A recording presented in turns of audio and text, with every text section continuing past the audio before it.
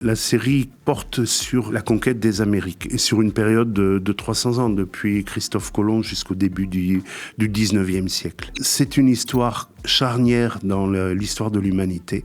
C'est vraiment le moment où l'humanité telle qu'on la connaît aujourd'hui prend naissance. Avant, ça ne ressemblait pas à ça. Donc c'est la naissance d'une superpuissance, les États-Unis. C'est le fait que les puissances européennes aussi vont émerger. Et puis, c'est le début du capitalisme. Et tout ça, ce qui est intéressant, c'est que quand on le regarde au travers du prisme des microbes, on s'aperçoit que ça a été construit par les microbes. Le Canada a les frontières qu'il a aujourd'hui parce que la variole est intervenue dans un combat entre les insurgés américains et les Anglais autour de Québec, et que la variole a empêché la prise de Québec. Les révolutions bolivariennes se sont faites grâce à l'appui d'Haïti, qui venait d'obtenir son indépendance parce que un microbe, un virus, a entravé la marche des armées napoléoniennes.